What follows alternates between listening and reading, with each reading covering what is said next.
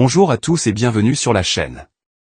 Aujourd'hui, on va parler d'un sujet qui fait trembler tout le Maghreb et même au-delà. L'Algérie serait sur le point de signer pour le Sukhoi Su-57, l'avion de chasse furtif russe de 5e génération. Et la question que tout le monde se pose, c'est, pourquoi cet achat inquiète autant les voisins, du Maroc à la Tunisie en passant par la Libye et même certains pays européens? On va tout décortiquer, chiffres à l'appui, contexte géopolitique, capacité réelle de l'appareil et surtout les conséquences stratégiques. Accrochez-vous, ça va être long, dense et sans langue de bois. D'abord, remettons les choses en perspective. L'Algérie n'a jamais caché son ambition de devenir la première puissance militaire du continent africain. Avec un budget défense qui oscille entre 10 et 13 milliards de dollars par an ces dernières années, elle se classe régulièrement dans le top 20 mondial et souvent première en Afrique. Depuis 2007, Alger a lancé une modernisation massive de ses forces armées, avec une priorité claire, la force aérienne. On parle déjà de plus de 70 Su-30 MKI, des MiG-29 modernisés, des Su-34, des hélicoptères Mi-28 et Ka-52, et même des systèmes S-4 Sense parmi les plus performants au monde. Mais jusqu'à présent, l'Algérie n'avait pas d'appareil de 5e génération. Le Su-57 change la donne. Pourquoi le Su-57 et pas un autre? Parce qu'actuellement, sur le marché, les seuls vrais avions furtifs opérationnels ou quasi-opérationnels sont le F-22 américain, non exportable, le F-35, refusé à l'Algérie pour des raisons évidentes, le JE-20 chinois, Pékin ne l'exporte pas encore vraiment, et donc le Su-57 russe. Moscou a fait du Su-57 sa vitrine technologique et a absolument besoin de commandes étrangères pour rentabiliser le programme. L'Algérie est devenue le client idéal, elle paye cash, elle ne pose pas de questions politiques gênantes et surtout, elle est prête à signer rapidement.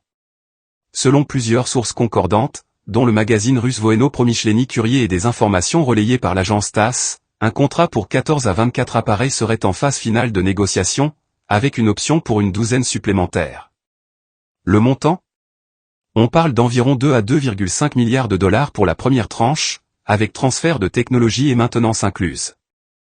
Maintenant, pourquoi ça inquiète autant les voisins? Commençons par le Maroc, parce que c'est évidemment le premier concerné.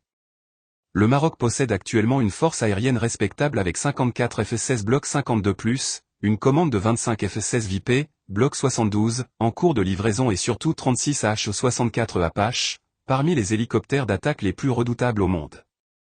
Mais le Maroc n'a aucun appareil de 5e génération et n'aura probablement jamais de F-35, Washington ayant bloqué cette possibilité pour ne pas déséquilibrer la région.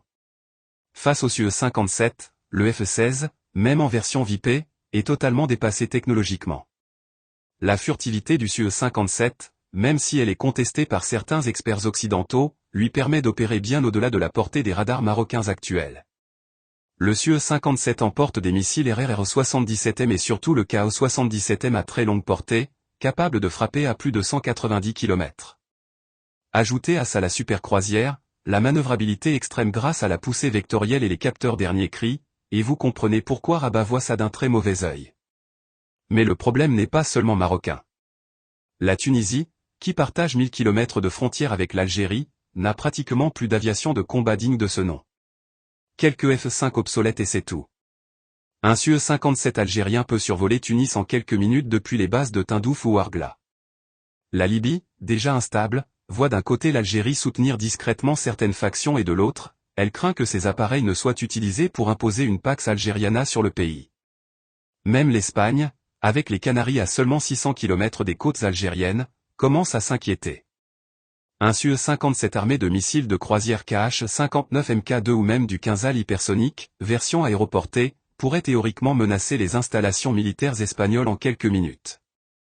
Et là, vous allez me dire, oui mais le Su-57, c'est pas encore totalement au point, il y a eu des accidents, la furtivité est moins bonne que le F-35, etc.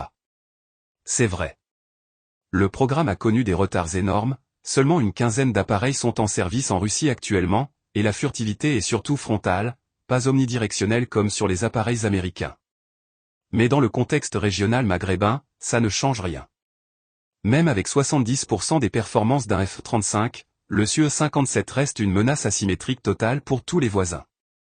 Aucun pays de la région n'a de radar AESA capable de le détecter à longue distance, aucun n'a de missile RR comparable, aucun n'a d'appareil capable de l'intercepter en combat rapproché. C'est un game changer absolu. Il y a aussi la dimension symbolique et politique. L'Algérie, en achetant le Su-57, envoie un message clair, on est désormais dans la cour des grands, on n'a plus besoin de l'accord de l'Occident pour se doter des technologies les plus avancées. C'est une réponse directe au Maroc qui s'est rapproché des États-Unis et d'Israël. C'est aussi une manière de dire à la France, ancienne puissance coloniale, qu'Alger peut désormais se passer d'elle totalement sur le plan militaire. Souvenez-vous que la France a toujours refusé de vendre des Rafales à l'Algérie, privilégiant le Maroc et l'Égypte. Avec le Su-57, Alger tourne définitivement la page. Et puis il y a l'aspect industriel. L'Algérie négocie non seulement les avions, mais aussi une partie de la maintenance et potentiellement une ligne d'assemblage partielle sur son sol.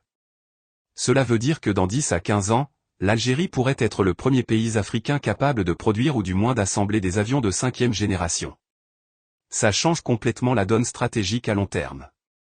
Certains diront que l'Algérie n'a pas les pilotes assez formés pour exploiter un tel appareil. C'est partiellement vrai aujourd'hui, mais Alger a déjà envoyé des dizaines de pilotes en Russie depuis 2018 pour des formations spécifiques sur les technologies de 5e génération. Les premiers escadrons seront probablement encadrés par des instructeurs russes pendant plusieurs années, comme ça a été le cas pour les Su-30. Et n'oublions pas que l'Algérie a une tradition de formation militaire très sérieuse, héritée de l'époque soviétique. Il y a aussi la question du financement. Comment un pays dont l'économie repose à 95% sur les hydrocarbures peut se permettre ça alors que les prix du pétrole sont instables? La réponse est simple, la Russie accepte des paiements échelonnés, en dinars, et même en gaz. Il y a déjà eu des accords de ce type pour les S-400. Et surtout, l'Algérie a reconstitué ses réserves de change à plus de 70 milliards de dollars grâce à la hausse des prix de l'énergie ces dernières années. Elle peut se le permettre. Maintenant, est-ce que cet achat va déclencher une course aux armements dans la région? Probablement oui. Le Maroc a déjà accéléré ses commandes de F-16 Vipé et d'Apache. Il négocie aussi des systèmes Patriot et des drones armés israéliens. Mais il y a une limite à ce que Rabat peut faire, car il reste dépendant de la validation américaine. L'Algérie, elle, n'a plus cette contrainte. Elle peut acheter ce qu'elle veut, quand elle veut, à qui elle veut. Et puis il y a un dernier point qu'on oublie souvent, le Su-57 n'est pas seulement un avion de supériorité aérienne. C'est aussi une plateforme de frappe.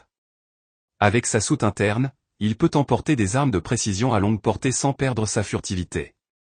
Dans un conflit au Sahel, par exemple, l'Algérie pourrait frapper des cibles à 1000 km sans que personne ne la voie venir. Ça change complètement la donne pour le G5 Sahel, pour la France qui opère encore avec Barkhane, et même pour les Américains qui ont des bases au Niger. En conclusion, l'achat du Su-57 par l'Algérie n'est pas juste l'acquisition d'un avion. C'est une rupture stratégique. C'est l'entrée de l'Algérie dans le club très fermé des nations qui possèdent la technologie la plus avancée en matière de combat aérien. Et pour ses voisins, c'est un signal d'alarme rouge clignotant. Le rapport de force militaire au Maghreb, qui était déjà en faveur de l'Algérie, va devenir totalement déséquilibré. Et ce n'est probablement que le début. Si vous avez aimé cette analyse complète et que vous voulez qu'on continue à décrypter l'actualité militaire et géopolitique sans filtre, abonnez-vous tout de suite à la chaîne et activez la cloche, parce qu'on va suivre ce dossier de très près dans les prochains mois. On va continuer à creuser.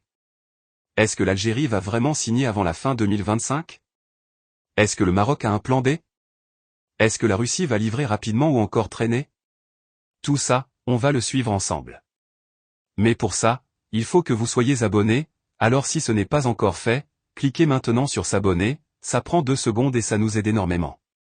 Et n'hésitez pas à liker et commenter si vous pensez que cet achat va complètement changer la donne au Maghreb.